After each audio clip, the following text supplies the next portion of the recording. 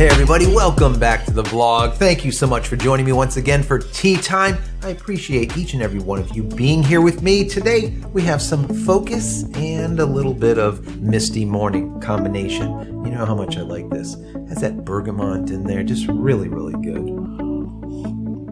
You guys asked me for these teas over the years, right? They're there. Go check them out. darkmoonteas.com or go over to my website, JCristina.com. Pick some up. Anyways, today we're going to get into something kind of sad. The market is down, we know that, but cameras are really taking the brunt of it. We see that camera sales are down over 50% right across the board, but there's one manufacturer that's an outlier. One. And I'm going to get into that in just a minute. Now, you guys have been asking me about my color. How do I do the color? What do I use for getting the color just right the way I want it to look? Remember, color is subjective, right? It's how you like it.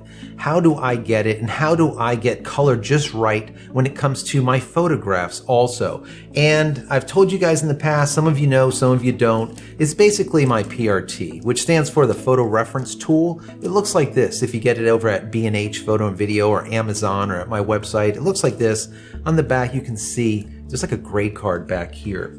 Well, if you take it out, it looks something like this. You have your gray card, some color swatches, and on the back, you have my dual axes color control. That's where things really get cool, let's say. This is really good stuff. I put this together to get color just right.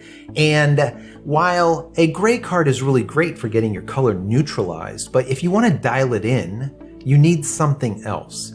And me being the color science guy, right? I went to college for commercial art and advertising design, but I also did fine art. So I know color inside and out. For many years, people have asked me to do their color or coloring because color is so important. When you look at a magazine shot and you see a picture of, let's say, a piece of meat, but it looks a little bit on the gray side or on the blue side, you don't want to eat that meat, right? Color is so mission critical. Well, that's why I put together this dual axis color control.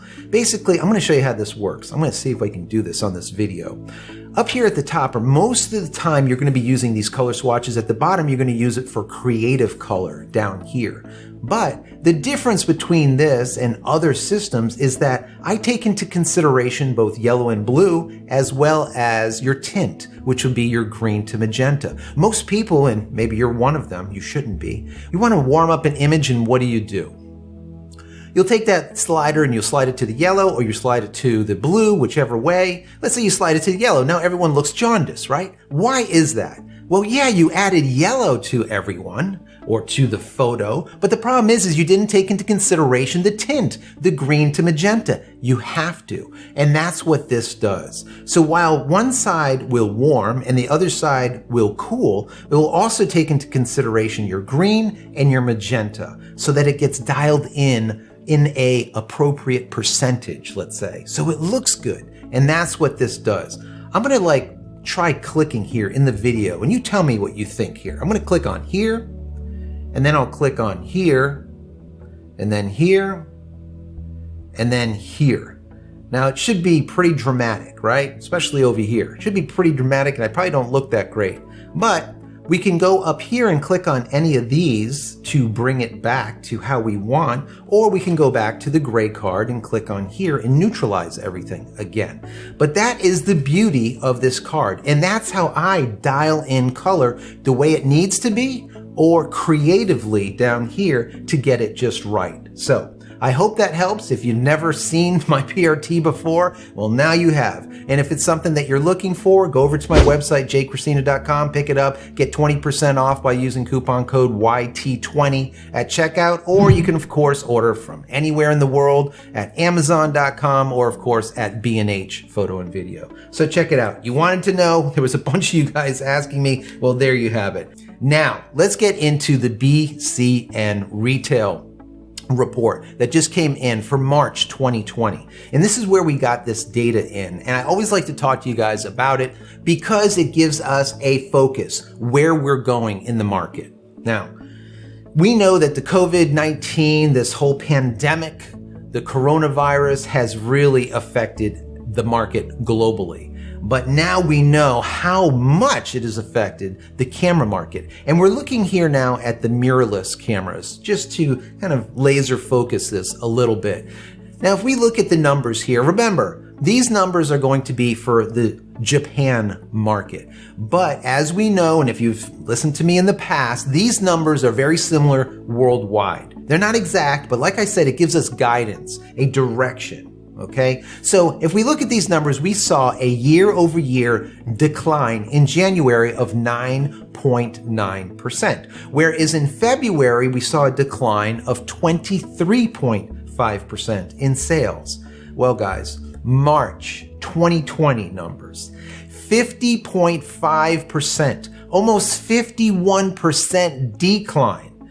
That is brutal. I don't even know what else to say. That is absolutely brutal. So we know that in the last 3 or 4 years, we have seen a year-over-year decline in the imaging market. All right, we've talked about this in many videos, and it's anywhere from about 15 to 20% decline in that imaging market. And a lot of the camera manufacturers have taken that into consideration and into account and tried to figure out how to make money on the side. Maybe they need a little side gig, right? Their side hustle to be able to make it happen. Like Fujifilm is doing something in medical, and a lot of the other ones like Canon and Nikon do a lot of medical stuff, all right? Those are how they make their money on the side. Now, and some of them primarily, but we'll get into that in another video. Well, there's one outlier here, okay, out of the companies, the major companies that you guys know. Now, we've seen Canon and Nikon and Sony and Olympus, they've all dropped in sales volume year over year as of March. The one outlier is Fujifilm, guys. Fujifilm, can you believe it? Their market share has actually increased, not decreased. What? Remember, I've told you about this probably about a year or two ago. And I said, I really think that you guys should watch Fujifilm. They're that underdog that's just scrapping and crawling to the top. They're doing a fantastic job with their cameras. They're making them just bulletproof, really, really good cameras. And I've always said that if Fujifilm came out with an X-T10 that was a full frame, I would probably buy it and move from Canon over to them because I really like what they do. I like their customer service. There's a lot of stuff that I like about Fujifilm that I've told you guys about in the past with their updates, continuously giving back instead of giving back, not asking for more money to give you more. You'll literally buy a camera that does 1080p and in 2 months it does 4K, that kind of thing. And how much do they ask for doing it? 0. All right. This is the type of thing that Fujifilm does. And I can see how they have increased their market share, even during these tough times. Congratulations. Kudos to Fujifilm for it. Now, if we look at the chart as far as where things stand, the last time we covered the BCN Retail Sales Reports, we saw that Olympus actually overtook Canon. I believe that was February. Now we're in March. We see that once again, the EOS Kiss M, which here in the States is called the Canon EOS M50, has overtaken the Olympus Pen EPL9 once again, but just by a small margin. It's 10.7% to 10.5%. And of course, you have Sony over there with their A6400 with 9.7% of that mirrorless market. So does it matter? No. Why doesn't it matter? Because the whole damn industry is in the tank by 51%, just about. It's massive. Massive decline. And I would venture to say that when we see April's numbers and May's numbers and June's numbers, it's going to look the same. It's not getting better anytime soon. They're going to continuously be underwater. They're not coming back in the next quarter. I can tell you that for certain. So we might get back to a point where they're declining 15 to 20% and not 51. But it's still not great. We're going to see that 50% decline continue, I think, into probably by the end of the year.